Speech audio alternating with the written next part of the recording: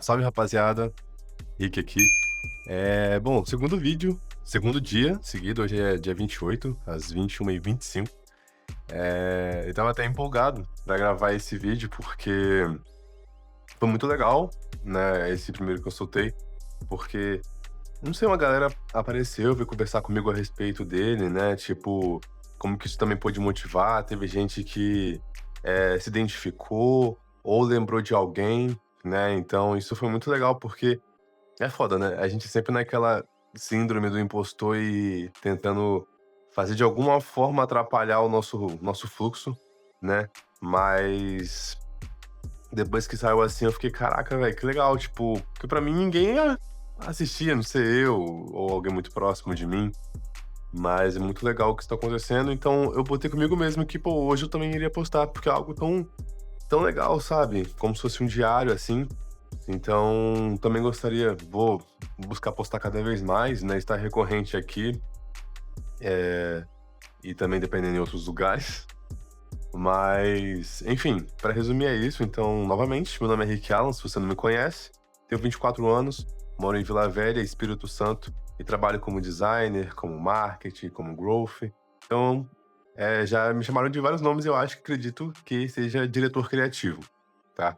Então, no primeiro vídeo, eu contei, né, um pouco da minha experiência, da minha história de como que foi sair do motoboy, né, que ganhava um salário em torno de R$ 2.000 e 3 anos depois já tá conseguindo ganhar R$ 15.000, né? Então, foi bem legal, né, contar e relembrar enquanto eu falava dessa minha história foi muito legal, assim, né? Tanto que hoje eu fiquei refletindo bastante a respeito. Então, eu quis trazer mais um tema aqui, até para como uma parte 2 que é como que é, né, ganhar esses 15.000 por mês, tendo essa idade. Hoje eu tô com 24, né, mas eu já ganho por essa faixa, assim, de 10 a 15, desde meus 22, por aí, né. Então, já acho que já dá pra ter uma pequena noção de como que ganhar esse dinheiro, né. Principalmente, assim, não principalmente, mas vindo da minha realidade que era simples, né, é um baita de um dinheiro, né. Então, novamente, eu deixei aqui uns tópicos separados, tá? E o primeiro dele é o dia a dia, né? Porque eu acredito que seja um dos mais importantes, né? Como é que é o dia a dia de quem recebe um dinheiro assim, porque eu lembro que quando criança, eh, eu sabia, se eu não me engano, o salário dos meus pais, porque eram bem pouco, e eles sempre faziam questão de falar, né? Então eu lembro de que meu pai recebia em torno de R$ 3.000 por, tipo, R$ 3.000, ó, então de 2.000 no máximo por mês, né? E, e aí eu ficava, caralho, cara, como é que deve ser ganhar essa grana, né? E hoje, ganhando, eu acho que acredito que, né, 5 vezes mais, 6 vezes mais do que eu achava ser uma puta de uma grana, como é que é, né? E no dia a dia, cara, é algo que é interessante, porque de início, eu lembro que a sensação foi de tipo assim: "Pronto, eu consigo o mundo agora", sabe. Porque se eu conseguia me sustentar e viver com R$ 2.000, imagina com 15, né, o que que eu poderia fazer com isso, onde eu poderia alcançar, quanto mais eu poderia fazer, né. Então eu falei: "Pô, agora eu tenho o mundo", né. E aí, obviamente, eu bati de cara logo no começo, porque por vários erros, tá? Hoje eu reconheço isso como erro, mas não me arrependo, né? Mas a primeira quebra, assim, é quando você pega esse dinheiro e pouco tempo depois, se você não tem uma educação financeira, se você é uma pessoa que tem, eu acredito que esse vídeo não vai ser tão interessante pra você, a não ser que você esteja fazendo uma pesquisa. Porque no meu caso eu não tenho ainda uma educação financeira, né? Sempre vivi na parte da escassez. Então, o meu estilo de vida para lidar com o dinheiro é diferente, né? Eu acredito que a grande parte dos brasileiros, né? Então, no dia a dia, é algo que você começa a imaginar que você pode tudo, né? Então, você pode ir para dois caminhos, né? De posso tudo, então vou valorizar, sei lá, grandes viagens, grandes feitos e tudo mais, ou eu posso tudo e literalmente eu posso tudo até essas bugigangas, né? E acredito que esse foi um dos meus erros no início, de realmente, assim, querer me dar o luxo de comprar coisas pra mim mesmo que às vezes não precisasse, né? Não me importar muito com o valor das coisas quando elas tinham um valor menor. E não que eu tenha que ficar bitolado com isso, mas que eu acho que esse mau costume que foi criado, me mais me atrasa do que me auxilia, né, um mau costume de não olhar o valor das coisas, e isso vai aumentando e criando uma bola de neve, né. Então durante o dia a dia é algo, muito bom, com certeza, porque eu tenho muito mais poder para fazer as coisas, né, você consegue ter facilidade para tomar ações rápidas, então se der algum tipo de problema, você consegue tomar essa ação do que ter que recorrer a uma solução, né. Você já consegue, se o caso for dinheiro, né, você consegue resolver rapidamente, tá. Então, no dia a dia, eu acho que é mais questão de controle, sacou. Eu ainda não sinto que eu me achei, né, mas hoje, pelo menos, eu consigo reconhecer os erros que eu tive no passado com isso, né. Controle financeiro. Bom, aí vem um tópico que, como eu disse, eu não sou tão bom, mas o que que eu analisando vejo que é interessante, tá? Acho que todo mundo tem, acho não, cada um aqui tem a sua realidade, né? Tem gente que guarda muito mais, tem gente que não guarda nada por vários motivos. Um deles pode ser que não tem como guardar dinheiro, né? Então, cada um tem um estilo diferente de lidar com dinheiro. Nessa parte do controle financeiro, é interessante porque até bate um pouco com o dia a dia, porque você vê um montante muito grande de grana, e se tudo que você tem que pagar sai de uma única conta, eh, você acha que você pode pagar. Tipo assim, parece que o dinheiro nunca vai acabar. Por exemplo, você recebe R$ 15.000, nesse exemplo, e o seu aluguel é de R$ 1.000, por exemplo. E aí a sua conta de energia é mais 100 e a outra é mais 100, mais 110. Quando você vira o mês, se você tem que pagar as suas contas, você olha isso e, tipo assim, quase que releva, porque, tipo assim, você tem um bolo de dinheiro muito grande e contas picadas que são relativamente pequenas. Então, isso automaticamente faz pensar assim: "Cara, o que tem aqui sobra", né. E o que eu tô falando aqui é muito do que como eu pensava, tá. Então eu vejo que foi até um erro. Eu acredito que o ideal seja destinar contas separadas para o que você quer, né, lazer, as contas que sejam fixas ou essas que são sazonais, que você sabe que vai ter durante o mês, né. Porque quando você vê um bolo de grana muito grande, é muito legal, é muito maneiro, né, muito interessante de se visualizar, né, de ver a página e tudo mais. Só que ele vem como uma faca de 2 gumes, porque ele pode te atrapalhar, sabe.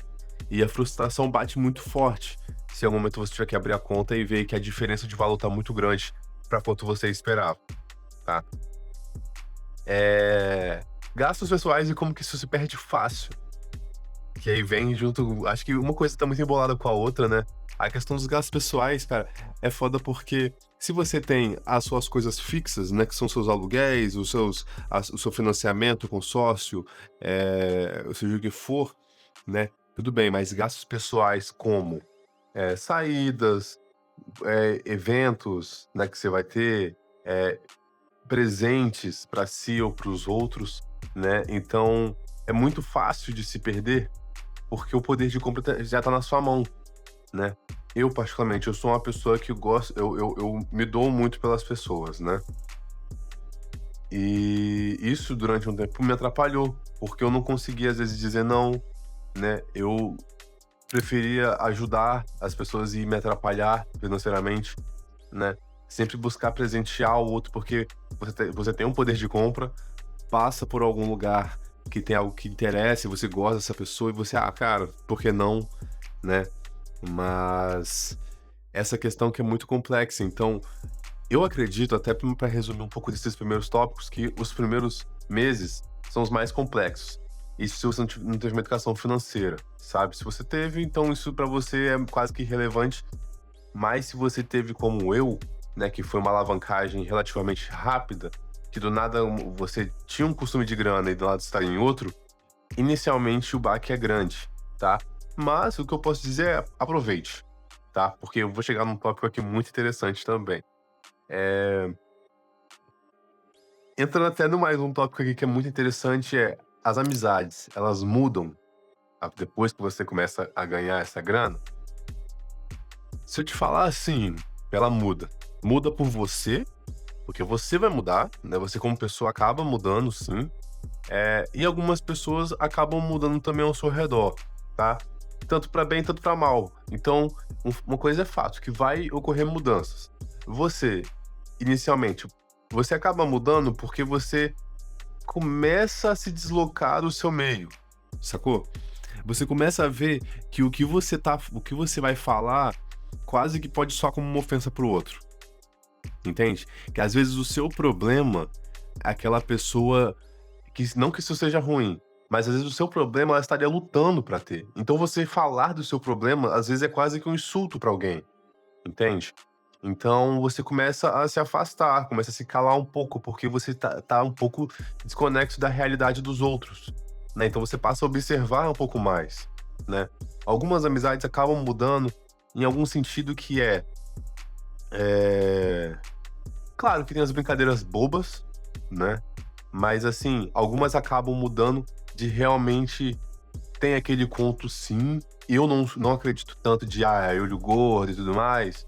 Particularmente, se tiver, eu não me interesso porque eu não acredito nisso, né? Então, eu prefiro nem pensar sobre essa questão de olho gordo ou algo do tipo. Mas algumas eu já senti e já conversaram comigo, né, que as próprias pessoas, não que elas se sentiam intimidadas, né, mas elas se sentiam até um pouco acuadas pela agora a forma que vai conversar com você. Quase que uma leve vergonha, sabe. E se você não tiver essa percepção, né, não tiver essa, noção de que isso tá acontecendo, você quase que vai sair como arrogante, né. Porque a pessoa tá ali acuada pra poder falar com você, porque tá, às vezes, é uma pessoa introspectiva, né, eh, se sente incomodada porque não tá vivendo talvez um padrão como você está vivendo, que infelizmente isso acontece, tá. É claro que eu acredito 100% de que cada um tem o seu tempo, mas as frustrações pessoais, elas acontecem, sabe, isso não dá pra negar, né. Então, as amizades elas acabam mudando, mas se eu for falar, principalmente vai mudar por você, tá. Você vai acabar realmente enxergando um pouco diferente, evitando de falar algumas coisas, porque já não conversa mais tanto os assuntos, tá bom. E aí é a hora que você acaba até buscando outras amizades. E aí pode até ocorrer o problema daquela galera falar assim: "Ah, esqueceu a gente", ou algo do tipo. Não é que esqueceu, né, é que todo mundo que acaba chegando, acredito que chega num nível desse ou algo do tipo, falar por mim, na real, né, você acaba buscando mais. E infelizmente, essas pessoas, elas vão te ajudar em vários e vários e vários quesitos. E podem sim te ajudar em algum problema seu, do seu dia a dia, do seu trabalho, algo do tipo. Mas elas não vão saber te dar os melhores conselhos. Não com total propriedade, sabe? Então você acaba evitando. Eh, Agora vem um ponto de que é a mentalidade de subir mais ou estagnar. Isso é uma coisa muito legal, cara, porque uma vez eu conversando com um rapaz, esse rapaz se chama Alexandre, tá? Esse cara tem, se eu não me engano, uns 40 e poucos anos. E um cara, assim, surreal, muito foda. E um dia eu tava conversando com ele, eu tava falando, cara, pô, cheguei nos 10 mil muito foda, muito legal, tô me sentindo bem, feliz e tal. E o primeiro ponto, a primeira coisa que ele falou pra mim, depois de eu fazer essa declaração de felicidade que tava ganhando isso, a primeira coisa que ele falou pra mim foi: "Cara, corre pra chegar nos 50 mil. Corre pra sair dos 15 mil e chegar pelo menos nos 30, nos 50". E aí, na hora que ele falou isso pra mim, eu fiquei: "Cara, por que que ele tá me falando isso?", né. E o legal é que a forma que ele falava era como se fosse necessário, tá, e simples. Porque agora você já entende, né, sabe traçar um caminho pra chegar até tal lugar. Mas ele falava de um porquê disso, né. Um dos principais motivos é a questão de agora que você vai pagar impostos, né. O imposto passa a aumentar, né, agora a gente teve essa doideira aí da virada do ano, você começa a ter gastos fixos maiores, seja com ferramentas, seja com contabilidade, seja com jurídico, então porque você já tá passando a ganhar uma outra grana, a não ser que você ganhe de alguém direto, né, de uma empresa fixa direta, mas se você tá começando a estruturar um negócio, provavelmente você vai começar a ter mais equipe e mais custos, né, então sai o mais rápido possível dessa faixa salarial. Porque aí vão começar a comer muito bolo e o esforço vai ser muito grande e você vai retirar menos. Não sei se deu pra entender, mas é muito importante que quando chegar, busque sempre evoluir, né? Não se estagnar nesses 15 mil, porque ele é um número muito agradável de se olhar, de falar, de imaginar, mas ele pode ser algo assim, que pode estar te atrapalhando chegar a um lugar mais alto, sabe?